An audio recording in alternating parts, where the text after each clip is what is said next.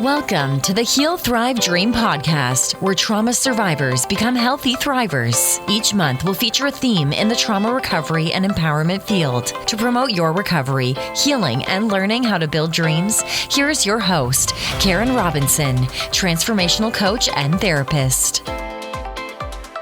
Hi, everyone. Welcome back to Heal, Thrive, Dream. Our guest today is Tish Lee. Tish is the Body Positive Fairy Godmother. She encourages women of all sizes to take up space confidently and comfortably with no apology. She knows if you don't take your space in the world, no one can and would be a damn shame. So in other words, nobody can be you, so be you. So Tish, I'm so happy you're here today. Thank you for being here. Thank you for having me, Karen. I'm honored to be here with you. Awesome. And for those who don't know, I've been a guest on Tish's, one of her past podcasts. I think it's called Shining Star. Is that right? Your Shining Self. Oh, Your Shining Self. Well, I'm a star too. So, and maybe I'll link that in the show notes as well, because I had a good time spending that moment in time with you. Yes, it was a good topic and a deep topic. Yes. So, Tish, as you know, the audience I serve are women recovering from some sort of history of trauma. And I know you have a situation when you were a senior in high school. Do you feel comfortable sharing a piece of that with our guest today? Sure. Do you want me to just dive in, or do you have a question? Okay. Dive. So, well, long story short, up until about 4 years ago, I hated myself. I had no self-esteem, no self-worth. So in the past, it was, and I've always been a bigger girl. So in the past, it was always about any man that showed me attention. Woohoo! I'm all for that, because I didn't know the value of my self-worth and things like that, and the low self-esteem. Well, in high school, I dated this, I don't even want to call him a man. I mean, we were 17. We were seniors in high school, and he was just brutal. It started out as mental abuse, and I'd had that from other relationships. So that was nothing new. And I had actually, as weird as it is now, knowing everything I know today, that was normal back then. I was so used to being called a piece of crap and worthless, and nobody would want me and things like that. So when the emotional abuse started with him, I didn't think anything of it. I was like, oh, okay, just another man, that this is how they treat women. But what really freaked me out was his mom owned this little hotel in a very small town that I grew up in. And she actually walked in on him choking me. Had she not walked in on him choking me, I don't know that I would be alive. I don't know if he was trying to choke me to kill me or just to scare me. I never did go to the police to try to get a restraining order or anything, but I feel the saving grace for that was after this incident, 2 or 3 weeks after that, I was leaving for college. So it literally put hours and hours between me and this man. Over the years, I've kind of tried to I don't want to say stalk, but the day and age of the internet, you can pretty much find anybody, but to this day and age, I've never been able to find anything out about him. I don't even know if his mom still owns that little hotel. And that just kind of... He disappeared. Yeah, disappeared. That's a good word, Karen. Disappeared. Maybe jail? Maybe. But you would think you would found something online, though. Yeah. Huh. Well, I guess I didn't see that coming. So that's interesting. Yeah. Yeah. And it's not something that I've talked a lot about. So yeah. Well, thank you for sharing. I know some of the painful things that have happened to us are not easy to share, but they really do help other people. Yeah. And that's the one thing that I've always said, when I do open up and share things, I'm a firm believer that if me sharing just one thing that has happened in my past helps even just one woman, then me going through what I went through and being willing to share it makes it so much, not that it was worth it going through that, but if me sharing helps somebody, then I'm glad that I shared. And I know one of the things, and you and I have this in common, is the emotional eating piece. but there was another, I call it, I don't call it, I didn't come up with it, but in my field, we call it maladaptive coping skills. And that's when we do coping skills that really do seem to help us feel better, but actually give us another problem. Are you willing to share what that other problem was and how come it? Tell us the story about it in a nutshell. Yeah. Well, again, I mean, I've mentioned the, not having self-worth, the low self-value, self-esteem, things like that. There's a lot of stuff that happened in my childhood. And I think I took my very first drink at the age of 13. I guess that was kind of common in like the small town that I lived in. Everybody kind of experimented with alcohol. And I so specifically remember like what that did to me. Like I just got warm from the inside and I suddenly like felt like, oh, I can do anything I want. I can say anything I want. And then like nothing really happened after the age of 13 with drinking. But the minute I became a senior year in high school seems to be when I had all sorts of issues. My drinking got super out of hand, like the senior year in high school. When I went off to college, I had to have my stomach pumped because of alcohol poisoning. And it really progressed from there. Eventually, I became an everyday drinker. Like I would wake up and my hands would be shaking. So I would open a beer and drink it. It got to the point that like I knew it was either I needed to seek help for the drinking or I was going to kill myself. It was that, I can't even think of the word proverbial. Proverbial. I don't know, something, you come to that, the fork in the road and you either have this way to go or this way to go. And thankfully oh my gosh, Karen, I could go on and on about all this, but I always say thankfully, because I've also been suicidal. And I always say, thankfully, I was too scared to ever actually like pick up the bottle of pills and swallow them or something. So even though I was like at that point that I was being, like having those suicidal thoughts again, I was also that person that I was too scared to do something about it. So the only other option was to seek help for the drinking. And I have now been sober. Oh my gosh, it's been 8 years and 7 months. Wow. So it's been a long time, but the drinking was my way to numb everything that had happened in the past. I didn't want to deal with it. So the drinking numbed all that and I didn't have to deal with it. And then I mistakenly thought, like when I got sober, that, oh, okay, cool. I can get sober and I'm still not going to have to deal with any of that crap that happened. Yeah, so wrong. Because I had a relapse. I was 1 month and 6 days away from celebrating my 2-year anniversary of not drinking, and I had a relapse. And I was always taught in AA that a relapse doesn't just happen. Like it starts in your head first. Like you start, kind of like planning things out. And that's so true. Like I knew I had been invited to go to the bar with friends that had lived out of town. I didn't say anything to any of my AA friends. I definitely didn't say anything to my AA sponsor. So all this is like happening in my head and I'm not saying anything. So really, even though the relapse happened that night, the 1 month and 6 days before my 2-year anniversary, the relapse was already happening like 2 to 3 weeks before I actually drank. And thank God I only went out for 24 hours. And then I was like right back in. I was talking to my sponsor. And it was at that moment that I also felt like I was at another fork in the road. I knew that because up until that point, I hadn't really dealt with any of the stuff from my past.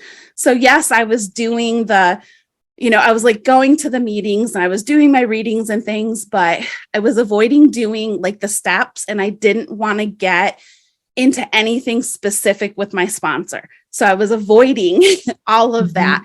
And then it was at that moment that I had that relapse. And I don't want to go off on another tangent, but my son actually ended up being at the place I was at that night. And it was, to this day, we still don't really talk about what happened that night.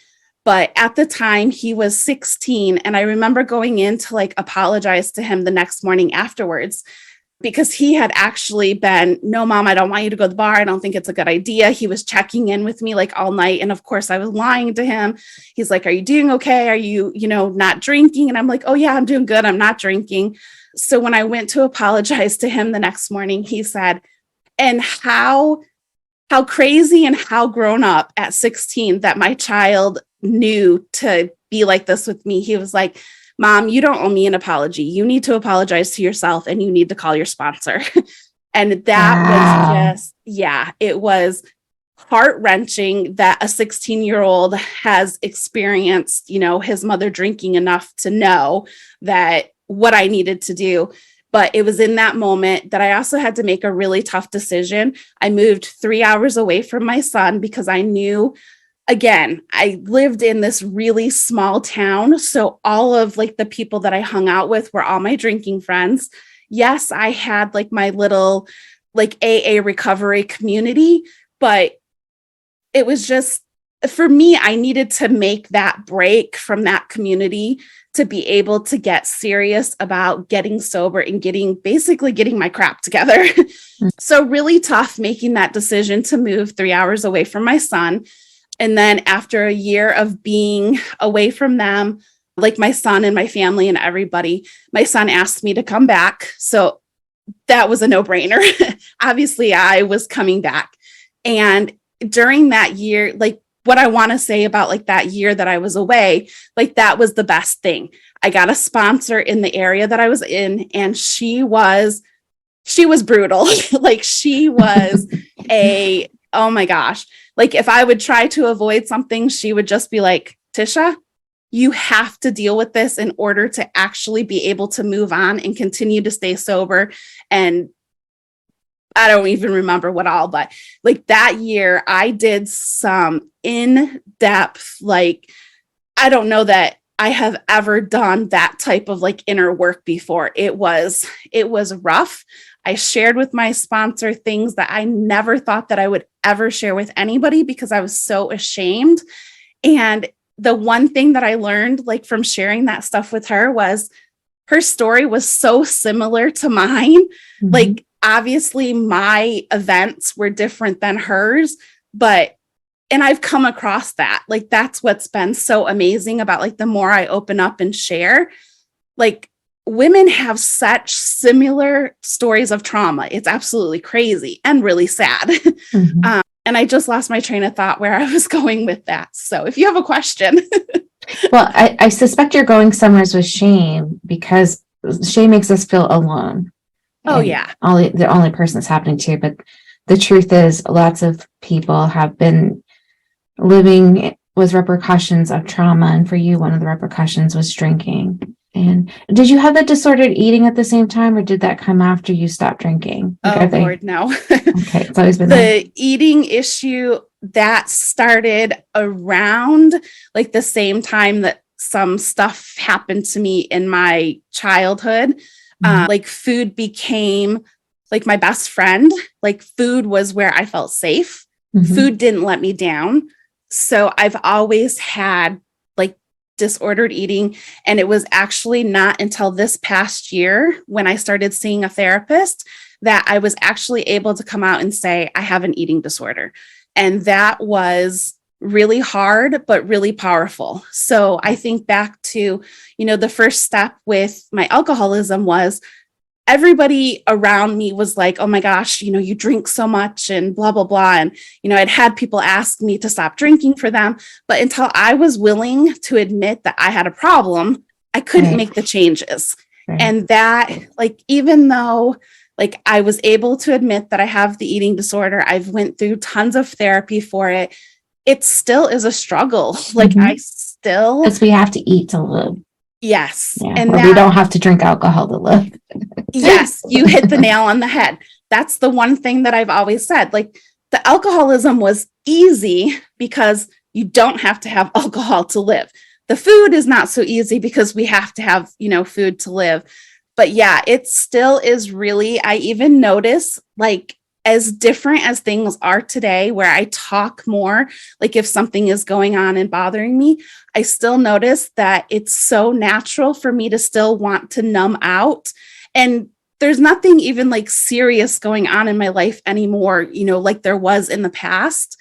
Just regular stress. Yeah, just I still like, even though I have the most amazing man in the world now who treats me like a queen, if something is still like bothering me, it's so much easier for me to still like want to pick up like the comfort food and the binge, and then to just like be like, hey, I need to talk to you about this.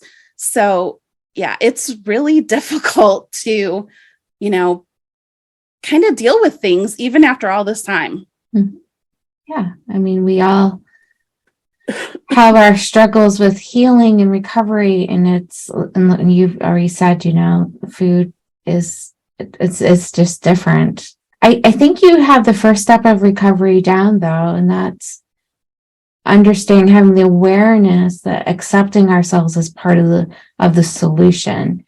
Because when we don't accept ourselves or love ourselves as we are, it just makes the problem even worse, and it doesn't help the disordered eating. So yeah, and talk more about that. No, talk more about that, accepting yourself, how that happened for you. Oh my gosh. So that was a whole process, Karen. I think I mentioned earlier, up until about 4 years ago, I still had really low self-esteem. I didn't like accept myself. I've always been a bigger girl. So, I grew up being told that fat girls can't do this, fat girls can't do that. You'll never find somebody that will love you unless you lose weight, like just all sorts of stuff. And that all played into, when I used to drink, I didn't care about my weight because I could just say and do and whatever I wanted because I was under the influence of alcohol. So like once, oh my gosh, long story short, I grew up in a really small town in Michigan. In 2018, I made the move like from this small town to the vast Pacific Northwest. I now live in Vancouver, Washington, which is really close to Portland, Oregon. And it is like a whole new world out here. It's been so different. And the best thing that ever happened was when I moved out here, I was introduced to the body positivity community.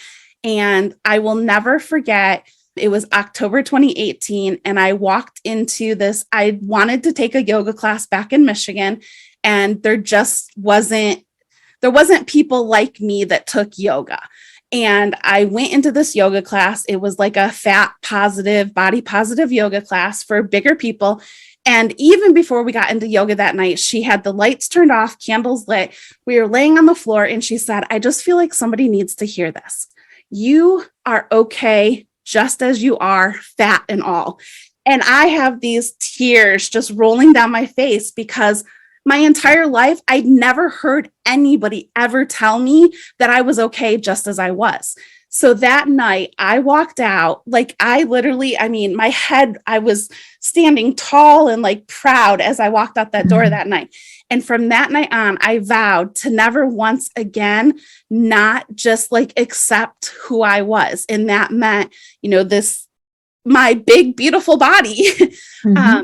And it sounds so cliche to say, like once we learn to accept our bodies just as they are and be comfortable in our skin, but it really was life altering for me. And I laugh now because like some of my friends back in Michigan in my AA group, they're like, girl, if we would have known, like you moving out there would have they're all like, you have blossomed. You have just become so comfortable and confident with who you are. And you just take up space so unapologetically. They're like, we would have kicked you out of Michigan a long time ago. And it's still so like people on social media and stuff, they'll be like, well, how can you just like look at yourself and love yourself every day? Oh, it's not that easy. Yes, I accept that I'm a big girl, but that does not mean that I look in the mirror every day and I'm like, oh yeah, girl, you're pretty or you're beautiful or something. I still struggle. I mean, there's days that I will look in the mirror and I will be like, oh, this is so gross. I need to lose weight. I need to do this. And it's just been such a journey. I don't even know how to like explain I don't know what you want me to talk about with it, because I could go so Yeah. many different directions. Yeah. Well, I want to say, first of all, the yoga story, that is it's just beautiful. It is. That you had that experience. I think that experience and maybe some others pushed you in the direction or encouraged you to go to the direction to help other women love themselves and accept their bodies. And maybe talking about that some, like, I know like you have a new brand going and I think it's super exciting. Maybe you could talk about that next. Yeah. So like one of the other things, like I said, I left such a different person that night.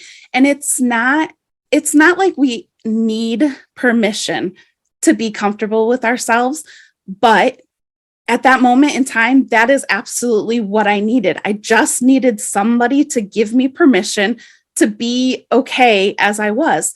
And it was also from that moment that I vowed that I was on this mission to just inspire and encourage women of all sizes to just, I used to say, to love our bodies. And that's like, it's so hard to love ourselves. Accept our bodies is more easy. I guess I wouldn't say easier, but it's just been easier to say accepting our bodies than loving our bodies, because more women relate with accepting than loving, which that's like a whole nother story too. But yeah, so I just decided that there was no more. I used to, like, if I would post a picture on social media, it would all be about like, I could only show like the face up. I wouldn't show like my full body, or it would be like a perfect angle where, you know, like the double chin wouldn't show. And I was like, I'm so over this showing up inauthentically. I'm so ready to just like step into the world as I am. And if people don't like me because I'm fat, that's their problem, not my problem.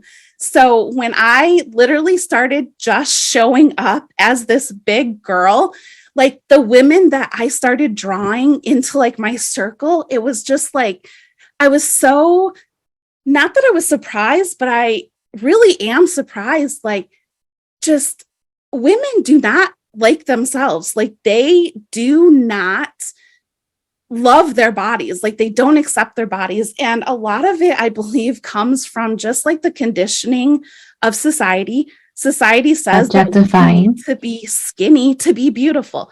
Women need to be skinny to be loved. Women need to be skinny to travel the world. Like, that is just so ingrained in us. And that's like what I'm on a mission to change. I'm stepping into the Body Positive Fairy Godmother. And I'm just super excited to, oh my gosh, if I could just like literally wave my magic wand and, you know, change like all women's lives and have them just step in front of the mirror one day and be like, I'm okay as I am.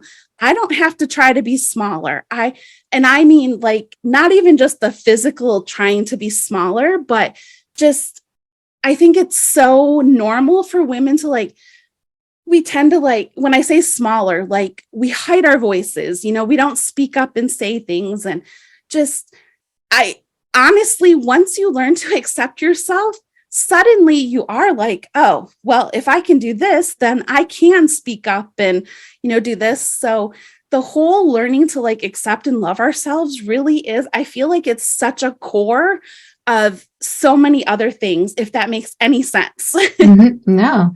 And I think the other point is, even thin women don't love their bodies or accept themselves a lot of the time. So when you said most women, I do believe that's true. You know? Yeah. So your message is very powerful. And part of your message is encourages women of all sizes to take up space.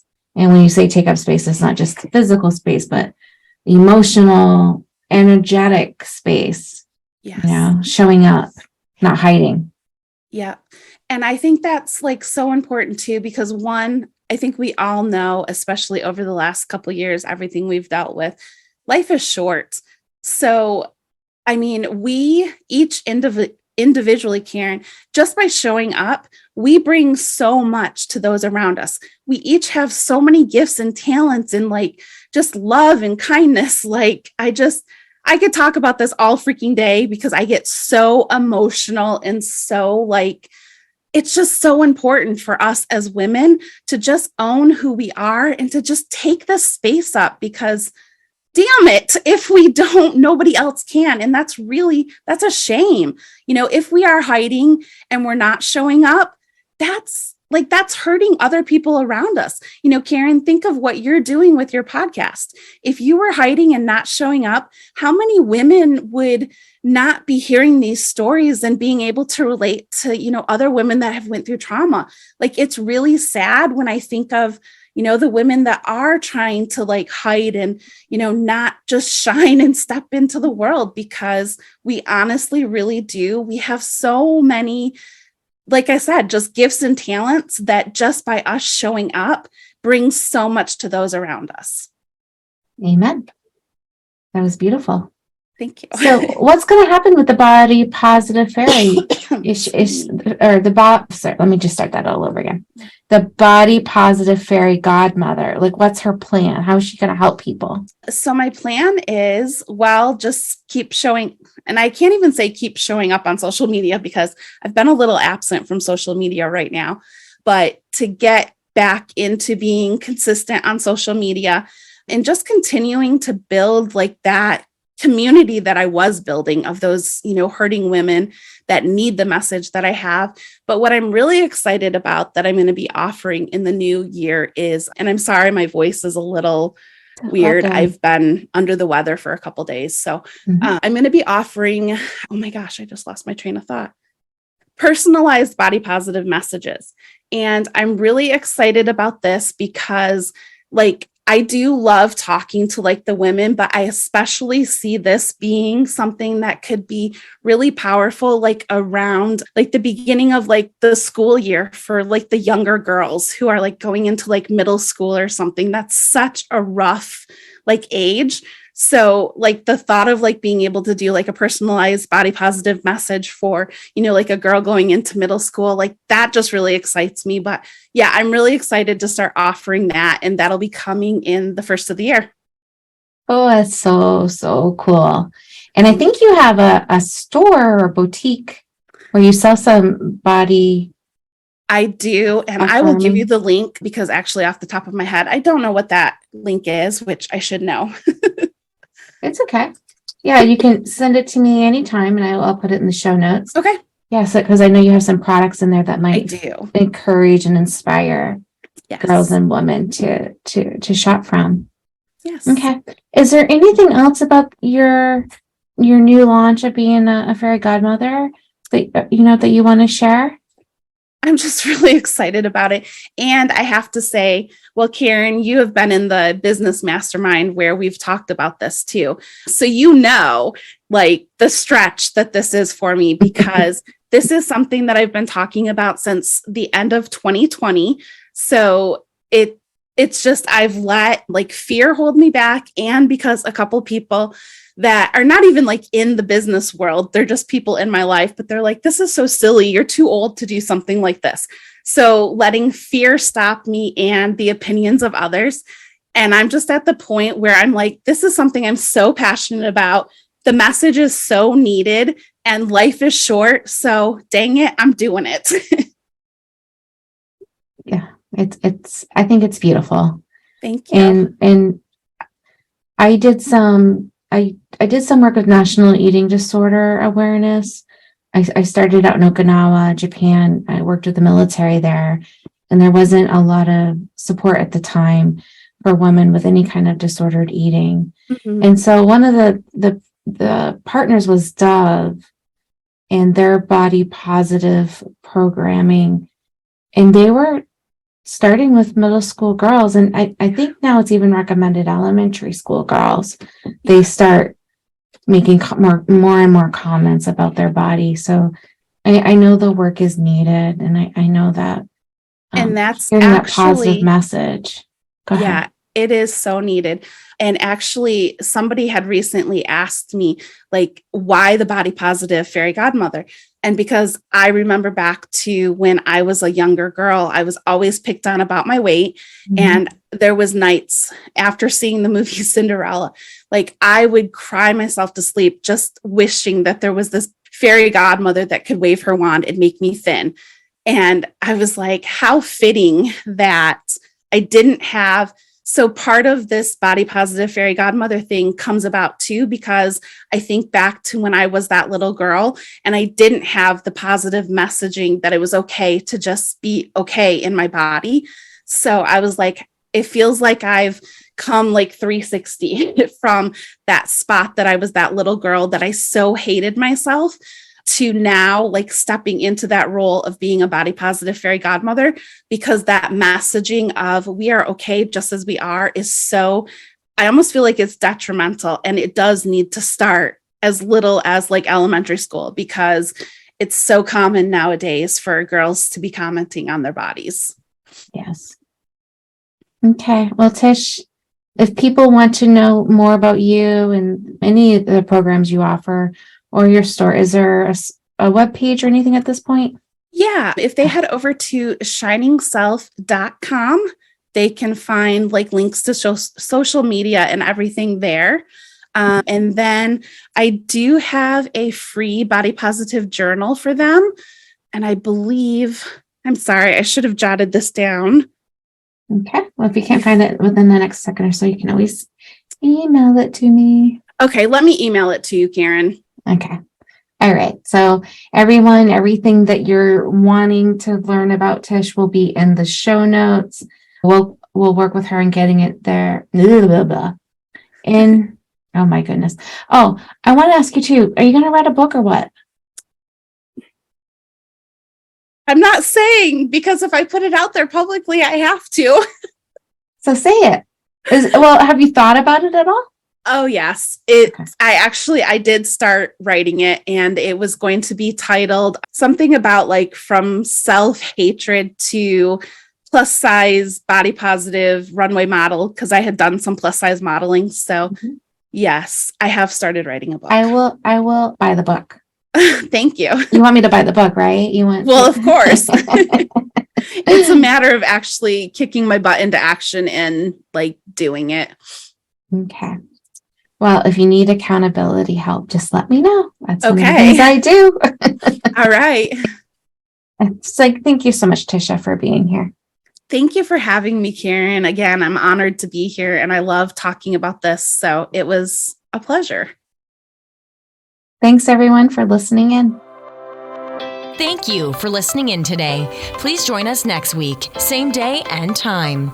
Also, I would love for you to check out my website, healthrivedream.com.